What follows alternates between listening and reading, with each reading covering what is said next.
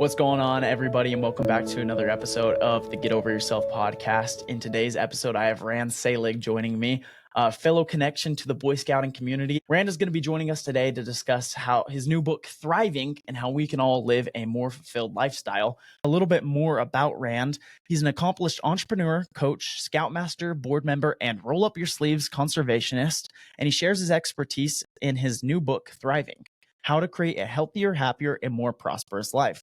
With an MBA from Stanford, which I will be touching on here soon, Rand, and an undergraduate degree in mathematics and psychology, he excels at managing complex projects globally. He's relentlessly positive and believes he can design his own life, and others can too. Based in Mill Valley, California, which is just above San Francisco, he enjoys his life adventures with his wife of 42 years. So Rand, thanks for joining us on today's episode. And with that all being said, let's get into it.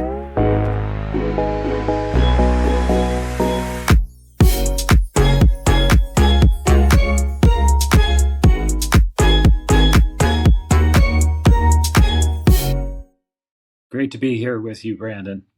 Yeah, I appreciate it. I'm excited to have this conversation today with another fellow scout.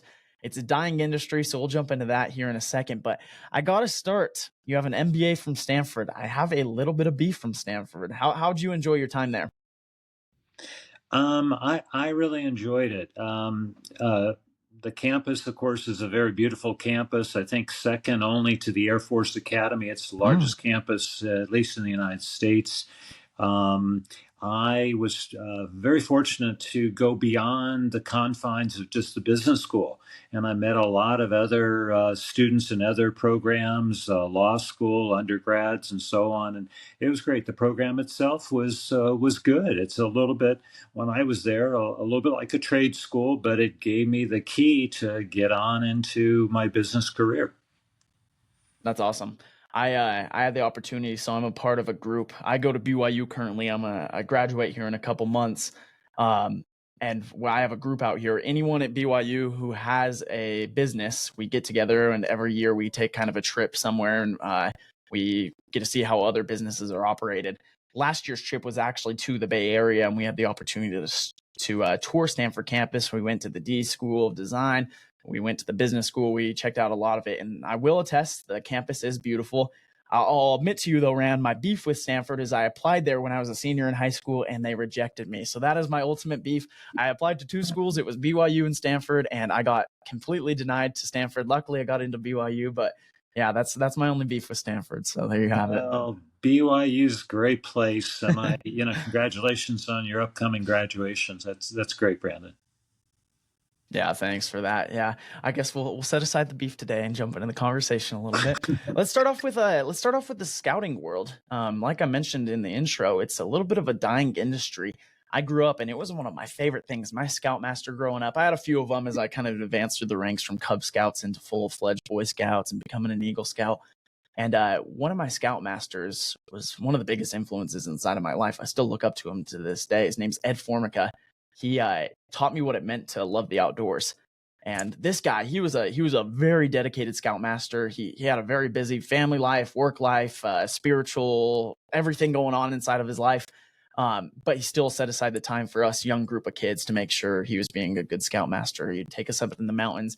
The minimum of once a month, we do a backpacking trip, the minimum, sometimes more than that. But yeah, a lot of good memories in scouting. Tell us what got you into it, and kind of what you've learned, some of your life lessons besides be prepared. Well, scouting has been an absolute treasure. I actually was not a scout myself. I was a scoutmaster. Okay. And a scoutmaster in Troop 1 here in Mill Valley, second oldest troop in the United States. And I've lost track of how many Eagle Scouts we've brought along, but it's well over 100. And my son is an Eagle Scout. The scouting program, of course, has some dings and tarnishes, and had some reputational issues. But and it's now not Boy Scouts; it's scouting, because it's opened the door to girls as well, which I think in general, handled right, is a good thing. I learned an amazing amount. Winter camping, wilderness medicine, and maybe even most importantly, how to be in front of a big group of not only youth but also adults, to make a presentation, to stand up and say something of importance, and to identify and speak deeply the truth about a particular scout. That's that life affirming kind of thing is so. I'm just getting chills right now thinking about it. Um, so it was great, and I just wish that you know kids, boys, girls, in their from 10 to 18 and beyond with Explorer Scouts have a chance to explore the outdoors, like you were talking about, Brandon, but also to learn a lot of really cool skills, and to um, maybe when they're having struggles dealing with their own parents, communication, so that there's another adult that they can talk to about things. I had so many important conversations where I could just see the scout was struggling. And I said, look, something's going on. I'm here for you. If you'd like to talk about it, he says, yes, I would. Thank you so much. And Great. It was a great period of time. I learned a lot. I appreciate it Yeah. so much. Yeah.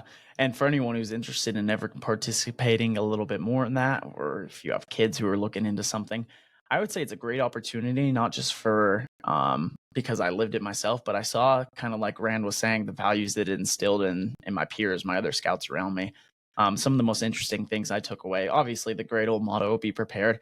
I learned that lesson a lot. There's one camp out in particular. We were up in the mountains. It was snowing, and I believe we were camping back it was a February camp out, and I had forgotten we were star camping, so we were underneath the stars, no tents, and I forgot my sleeping bag, so I wrapped myself in a tarp, and that was a very long lesson I learned for the 2 nights of camping, 3 days of hiking that I had, but it taught me the value of being prepared and making sure I always double check my pack.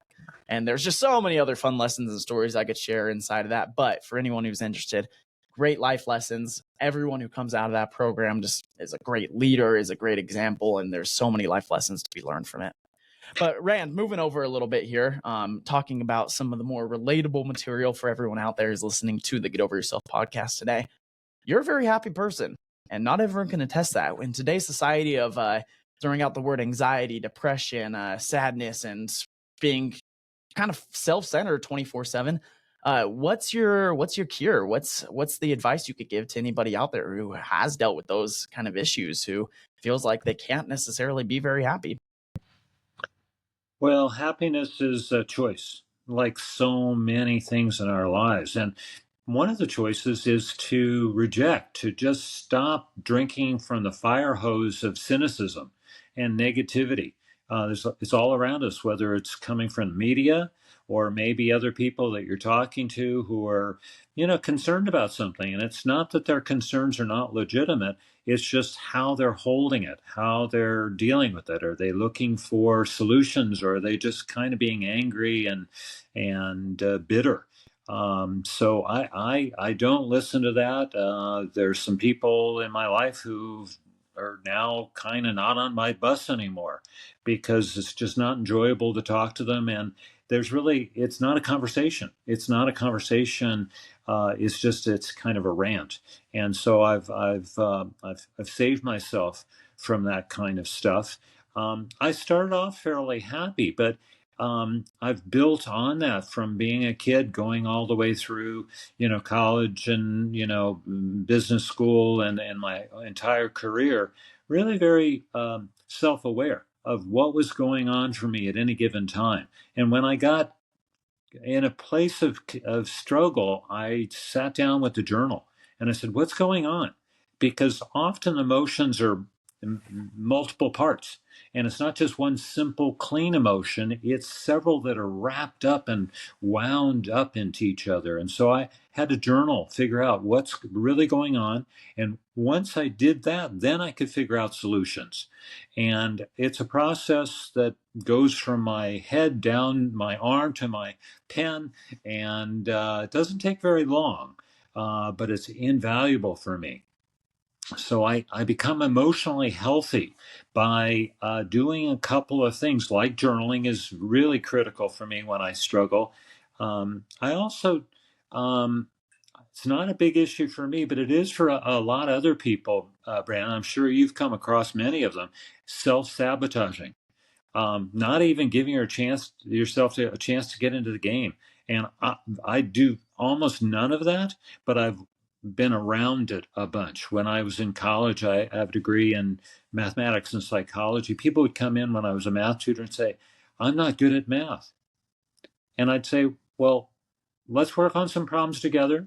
And we do that, maybe a session or two. And I say, okay, I think it's time for you to try it yourself. I'm right here. If you get stuck or whatever, and eventually they say, wow, math is fun. I like it. And so there was this turning point. The self-sabotaging in that way went away. It's a bad thing to do. Another emotionally healthy thing is to forgive others, whether they Mm. did something intentional or unintentional, and forgive yourself and turn mistakes into valuable lessons.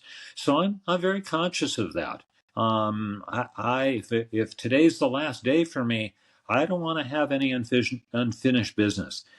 Nothing for me to forgive myself about, and there's nobody I need to reach out to kind of make amends. And then the last thing, and this was actually the hardest of my, being emotionally healthy things, is learning to let go. So because I've had such an amazing life and such a great career, I thought that this was all about me being in control. And in a lot of ways, it is control, but it's control of the things that I control myself, which is my attitude, my effort, the amount of effort I put into something, my behavior, and my actions. But beyond me, there's all these other things happening. I'm interacting with people all the time. Well, I don't control them. And it took me a while to realize I can influence them, but I don't control them. And so I had to learn to let go of this idea of this all encompassing sense of control. And whenever I find myself being concerned, irritated, upset, I do this little exercise where I hold up my fist like that. You could do it too, Brandon. And I'm holding on to something. I haven't been able to let go. I see my knuckles. And then I turn my fist over and I see more knuckles. And I say, I'm holding on to something. I need to let go of this. And then maybe because I reread my book, Thriving, I wiggle my hands, I wiggle my thumb, my hand rises because I've let go of something very heavy. And it's a fun exercise. I used to have to do it a lot. Fortunately, maybe because I've matured a little bit more, a little more humble, I don't need to do that exercise as often. So it's a cool thing. Emotionally Yeah, healthy is a big part of being happy. I like that. I want to jump back for a second too. You mentioned one of your strategies of kind of connecting yourself, letting go of the things that were stressing you out or the negativity inside of your life. And one of those methods that you used was journaling. Yeah. And for Rand and everyone out there who's listening, as you already know, a lot of the listeners on this show are young business owners. They're people who deal with these stresses day in and day out. Where's the next paycheck coming from? How are we going to make payroll? How are we going to afford to live this month? Is the business even going to succeed? There's a lot of these self-doubts that can kind of creep inside of your head and say you're not good enough, your business isn't going to succeed, you're not going to put in the amount of work you need to in order to do so. So then you Mm. start kind of going down that line of self-sabotage that you mentioned there, Rand, where you tell yourself these things, and eventually if you say it enough times, you're going to start believing it. So one method that Rand specifically pointed out is journaling. Maybe that's a good method for all of you listeners out there today, where you can release some of these emotions, some of these stresses, some of these angers, some of these moments of confusion inside of your life. Other ways that you could potentially do it. One big one that I've kind of incorporated inside of my life when things are going stressful at home or in the business or anything like that. It's working out. It's moving your body. It's physically getting out of your comfort zone. Go to the gym, go on a run, go on a bike ride, anything like that. It's making sure your body isn't feeling stagnant. You can feel the mobility, you can feel the wind in your face, you can feel your movements and your body hurting but getting stronger at the same time. There's other examples. There's meditation, there's prayer, there's a gazillion different things you can practice. But I think the point Rand and myself are trying to make here is whatever you're going through that's causing you to be sad, that's causing you to worry more, that's causing you to not forgive other people for maybe a mishap that happened inside of your life or theirs, Yeah. to sit back and try some of these exercises, because it'll actually make the difference where you will be able to find the happiness, or the at least diminished level of stress that you might be facing currently. Well, that's just sensational that you're pointing to that, Brandon. I think slowing things down is really important. For me, that happens a lot in nature. I'm out in nature a lot, often by myself, and I'm just stopping from time to time and look at something beautiful. I'm going to have a sense of awe. I feel very humble because I'm just a little nothing in this amazing world that we live in, this universe we live in, and it gives me a chance to self-reflect and sort of check in with myself. It's a really, really valuable thing I encourage people to do in the super pace of life, especially with their stresses, building a business, and so on.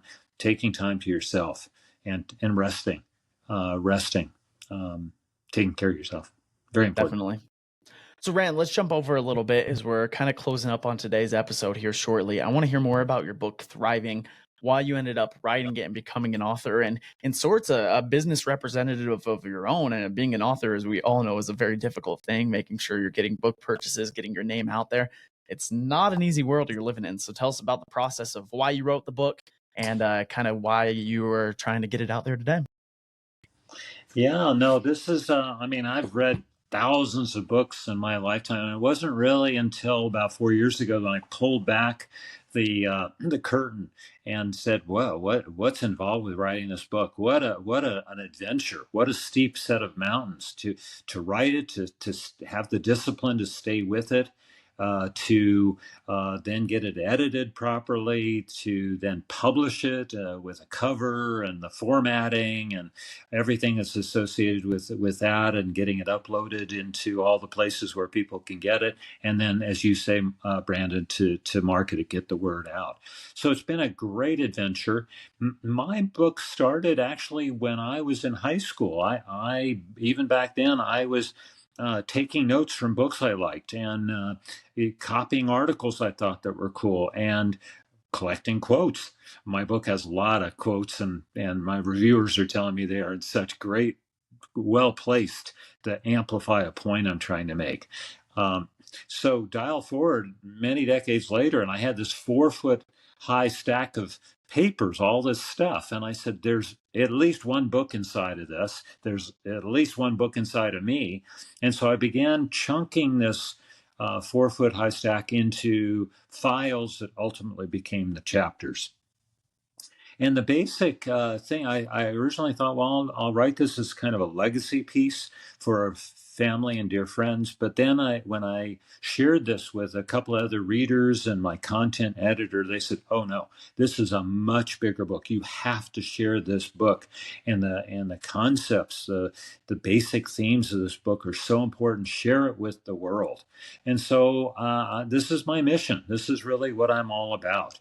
I believe that, as you were saying before in introducing me, that we can design our own lives. I think others can. I think we can be the author of our own story, which is a little bit different but related to designing our own lives. It all boils down to the fact that we have enormous power, the power to make choices of how we spend our time, the choice of who we spend our time with, and even our feelings. These are all choices, and the choices lead to habits and get us on track to a path that can be just so terrific, exciting, vital, um, something that we're wanting to get up out of bed for every day. I like that. Including, That's a good concept right there. What gets you out of bed? We've all had those mornings where we sit down, the alarm clock goes off, and you do not want to move. Your body's sore, your mind is tired, and there's no real purpose. If you don't have a purpose to get out of bed that day, a lot of times you will just sit there and you will lay in the covers. You'll call in sick, you'll throw in the towel, and you won't want to do anything. So, Rand, I appreciate you for mentioning that. Your book sounds amazing. Well, guys, Rand has agreed today. He's actually going to be giving away one copy of his book, Thriving. That's going to be held on Instagram. If you guys go follow at @getoveryourself_podcast, we've ran a couple of these giveaways in the past. We're going to be giving away his copy of Thriving so you can go and live an abundant life yourself. If you don't happen to win today's giveaway, make sure to go check it out. Rand, where can they find? I'll include it in the episode description, of course, but where can they go and find the book if they're interested? Well, naturally, it's on Amazon, but it's also uploaded, so it's all in all the independent bookstores. And there's a lot of great information on my book website, randselig.com. Testimonials, there's a free PDF of great quotes. There's a whole bunch of other podcasts that you can listen to if you like this one with Brandon. There are others that focus on business or a whole lot of other issues that people have asked me about. So there's a lot there. That's another place to go. Perfect.